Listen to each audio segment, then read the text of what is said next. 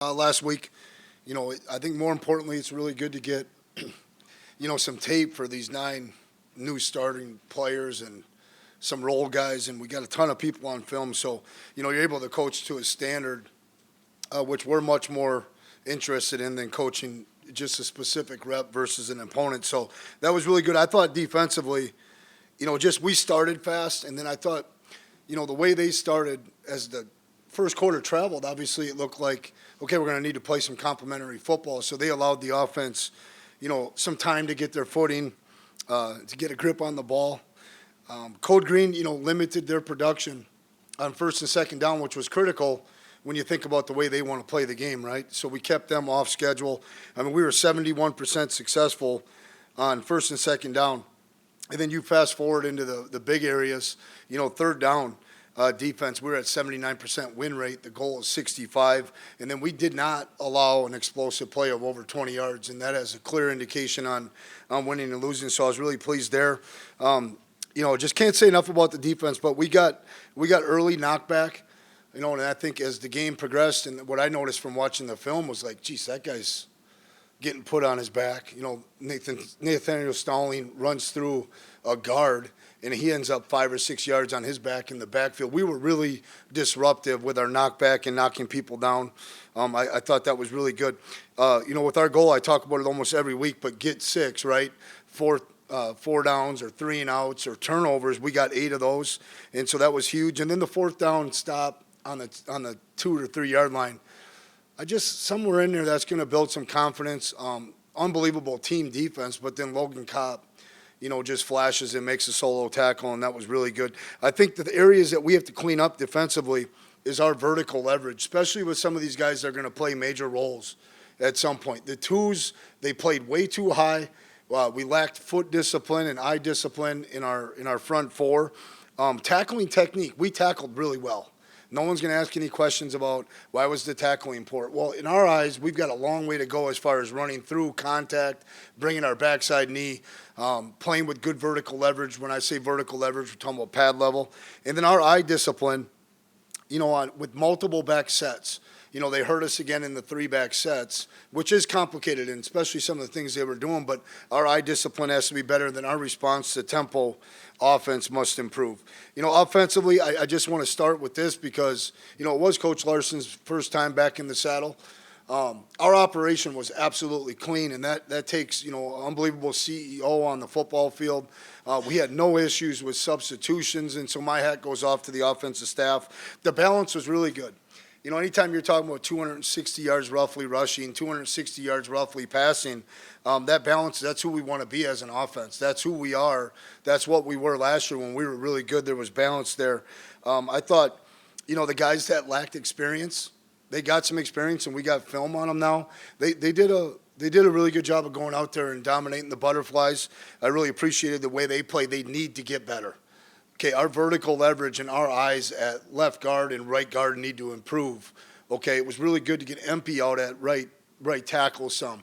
And those things were all positive. But, man, we're going to play against real physical fronts coming up here, and it needs to get better. Third down, we were 55% win rate. Goals 50, we were good. First and second down, we were productive. We stayed ahead of the chains, 56%.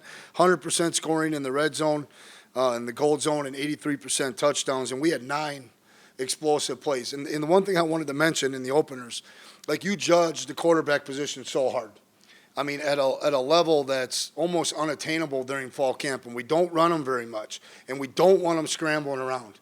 I had an inclination that his scramble game would be a factor if he was decisive, and we had 9 explosive plays, which is that's you're going to be a tough out when you're producing that way. I think our vertical leverage, our eyes up in blocks, was just a little slippery or a little bit sloppy. Our ability to win one-on-one blocks. Samuel Jury has clearly raised the standard with that. And we need to, although they ran hard and we were productive, right, I thought we left about 45, 55 yards out on the field as far as breaking tackles. Pre-snap penalties, just really heartbreaking because we practiced really clean. I'm talking about snaps, on point, not jumping off sides very often, this fall camp. And to jump off sides 3 times is not good enough. We had the delay. That was kind of on purpose. We wanted to back the punt up and see if we could draw them off sides. From a special team standpoint, assignment sound. I really like the start that LJ got those units off on. We fielded all kicks in a rainy situation. The punt game, it will improve and it needs to improve, and we're going to punt the ball to the standard that was established by guys like Ben LeCompte and Mike Dragisvet, and Matt Voigtlander and those guys. Okay, we got to get this punt game rolling. Eli Ozick was awesome in the kicking game. Field goals and extra points were awesome. And we're on to Nashville, Tennessee State. In college football, when 83 guys leave a program, I'm not going to come up here and pretend to have a whole bunch of information on these guys for you, okay? But the tape we're watching, says that this program is an improving outfit. We're watching a lot of DC Defenders tape, and we have one game of film, but really, really well thought out conceptually. They're repeatable concepts so their players can improve. I think they have a tailback that can beat you. He had 2 touchdowns over 50 yards last week. They've got some formidable guys, and we got to get ready. But I'm just a little bit on edge with having one game of film and then watching some spring, professional league to get ready for this game. And I don't think this D coordinator is just going to let us, just run our best stuff and not have answers for that. I think he's going to make us go to options 2 and 3. And so we got a challenge ahead of ourselves. And the most important thing going into this game and for the next 2 or 3 weeks is improvement. We asked our players along with every coach, what did I do well? What should I have done differently? Okay, and what can I improve on? And to stay focused on that in order for this team to be better this week out. With that, we'll open up with questions. So the coordinator of the Super Bowl ring, it sounds like you expect something that he'll throw at you? Yeah. It just these guys that have been around the game for a long time, DC of the Redskins, Titans, Jets, Saints, Jaguars, Rams, Browns, head coach at the Bills. It's not too often you get to square off against a guy like that. And as special as last year was with, Deion Sanders as a player, Eddie George, that was an unbelievable, opportunity to meet a guy like that, the professionalism, his stature. This guy's been around the block. And I think we're going to have to be on point with our whatever third down package they have. We better be rule and principle oriented up to start the game versus overloads and pressures. And then I believe there's going to be some semblance of, okay, hey, you're not running it here when your back is there. We're not letting you to do that. Okay, you better have some counter punches, and that's what we're working on, and we're anticipating a really good game plan. And, Coach Williams is a well-respected guy, and that's just on paper, but we know that he's been at the top of the list in the National Football League before and comes with a lot of experience. It's a big deal. Injury update from last week? You have to be specific. The guys that are going to go out there and practice today are the guys that I'm going to coach. So if you got to give me something. Finn Diggins. Finn Diggins ran yesterday in a straight line. I would anticipate Finn Diggins is all in with the Bison. I think he can give us something. And I think he can run the race for 2 weeks. That would be my guess. But we got to see him change direction today a little bit, and then we'll make a decision. Trish was positive on him.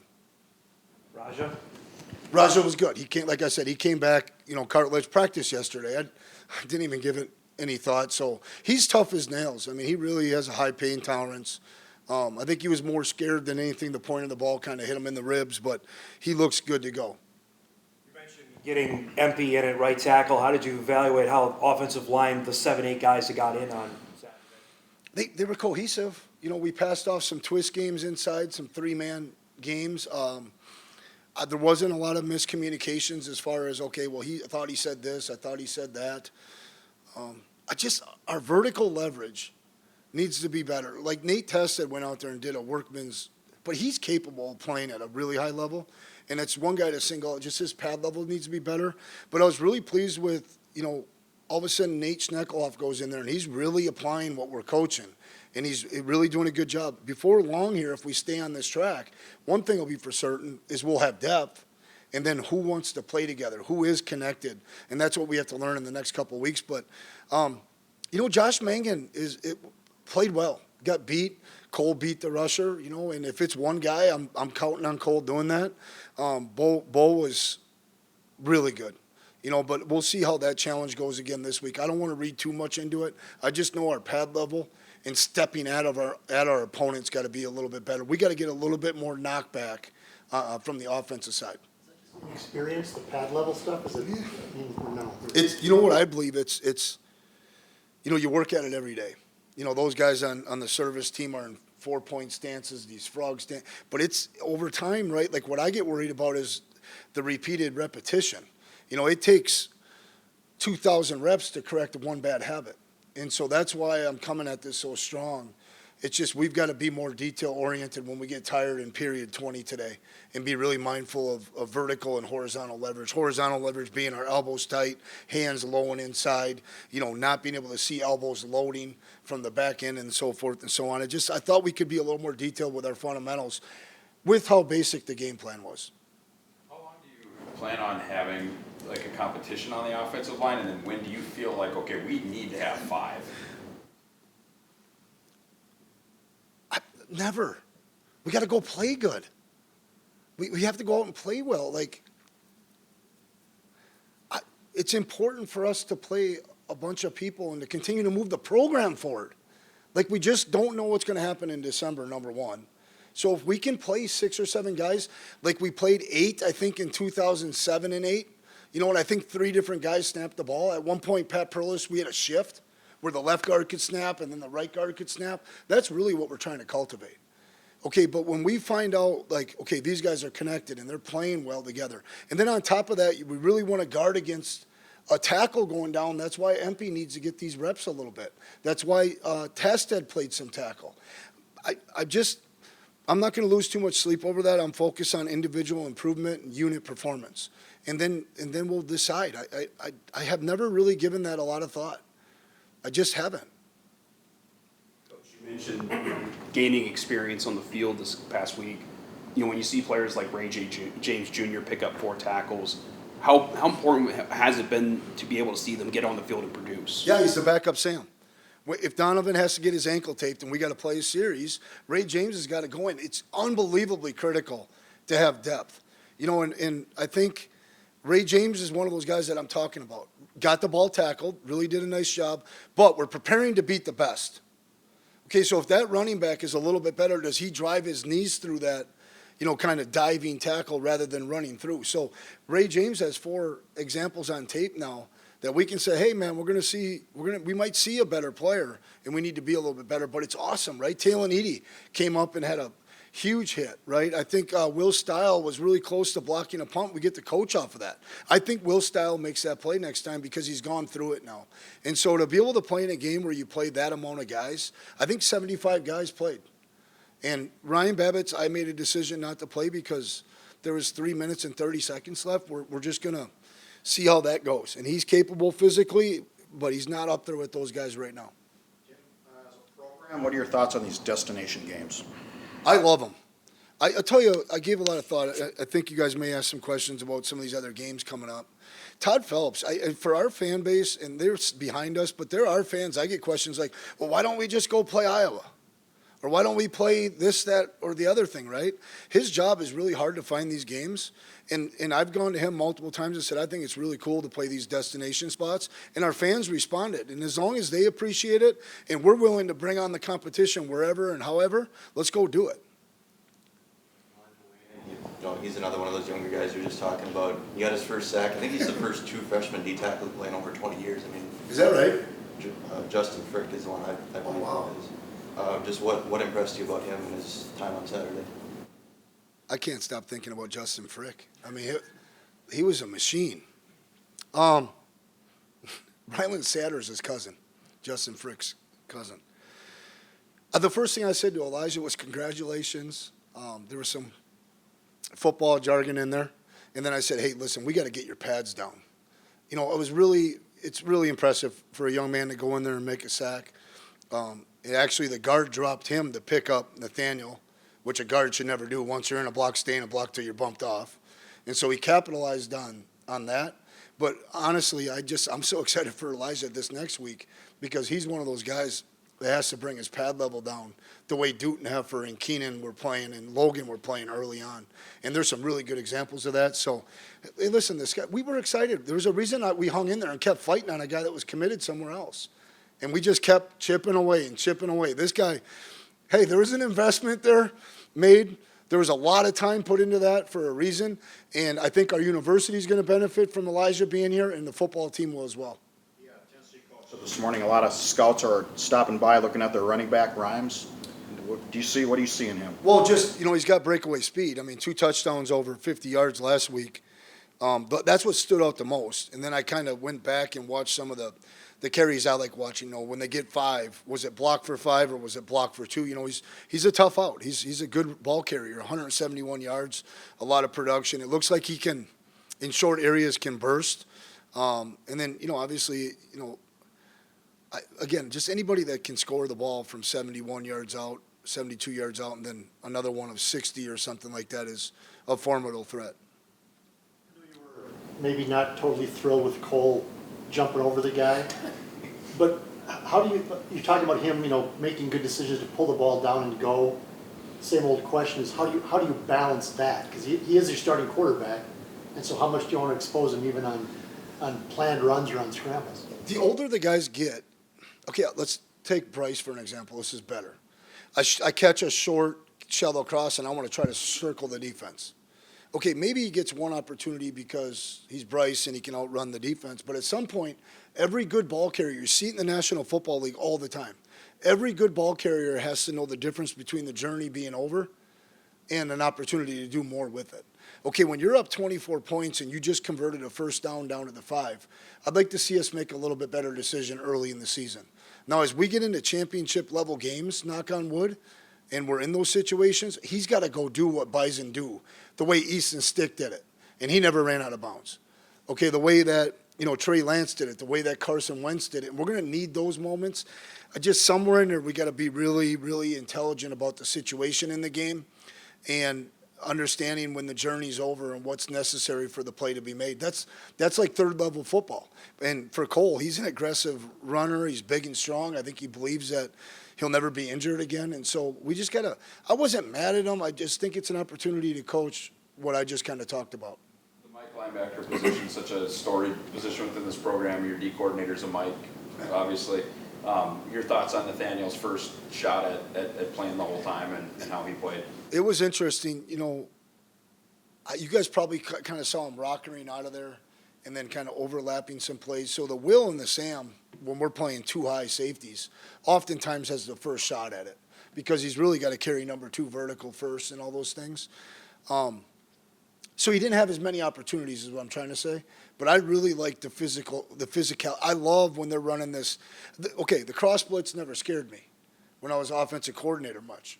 Right, but when it's downhill and it's violent the way that he was fitting his pads, that's going to be a real benefit. He brings some punch with him when he fits his pads. There's a lot of explosiveness, and then I can't wait to see the first time he gets a chance to, affect the pass game in coverage because he runs so well and relatively speaking, he has great ball skills. Yeah, I thought he played well.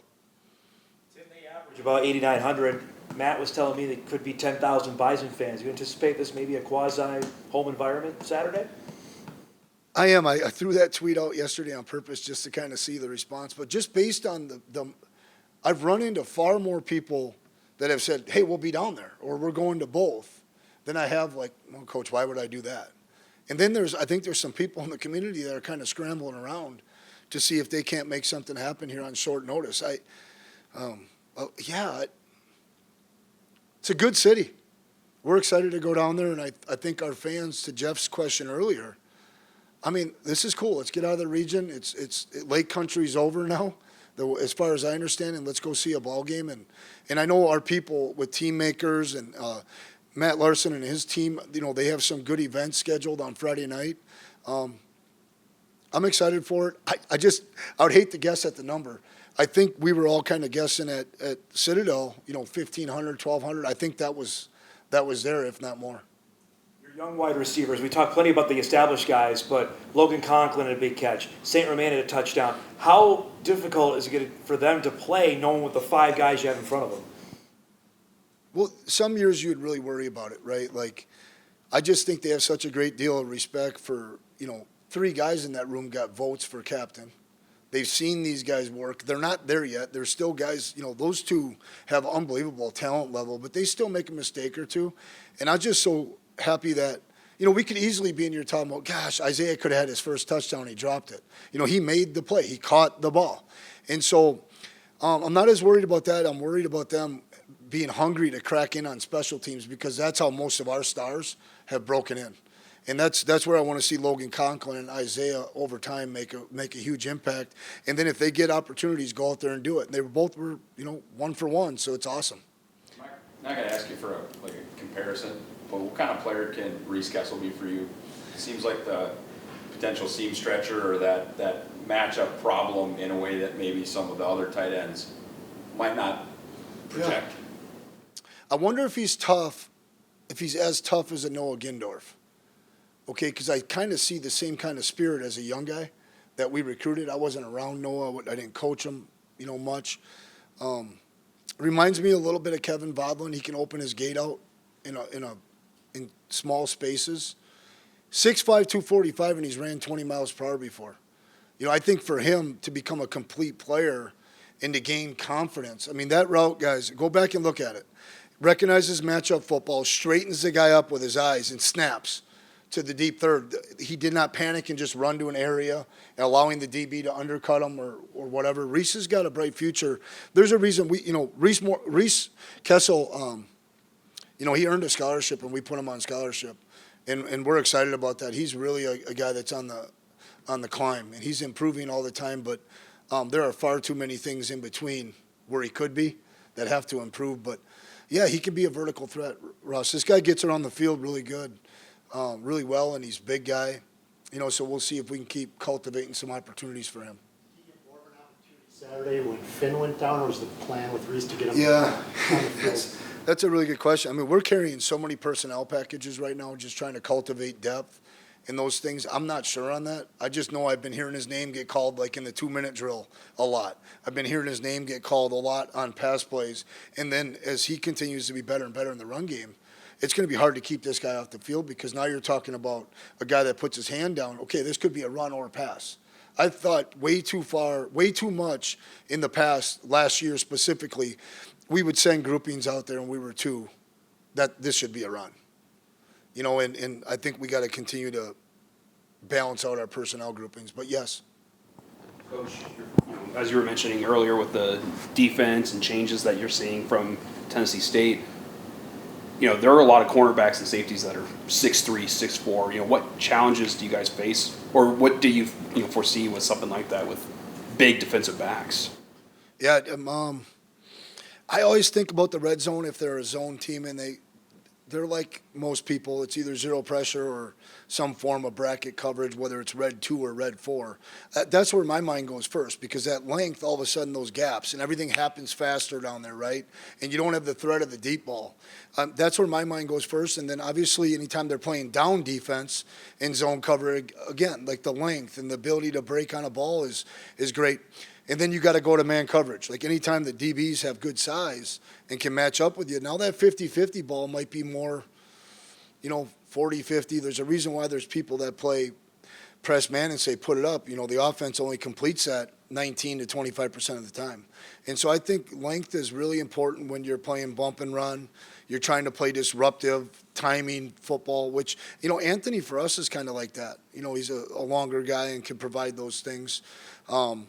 But those are the 2 areas, 50-50 balls and then zone coverage. Guys, are much longer and bigger. You speak with any of your friends of the Iowa staff? They were at Nissan Stadium last year in Nashville at the bowl game down there. About I haven't. It's interesting, though, that you bring it up because I had a small note. I think for us offensively, we need to really be disciplined in our alignment.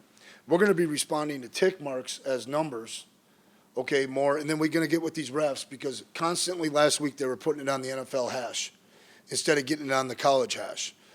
Okay, you guys follow me? There's going to be 4 hash marks out there. And my only experience with that, I can't say only, but UNLV was the same way. And so when we do go down to Vegas, we'll be playing on a pseudo college pro field turf field. You got to be really aware of alignments.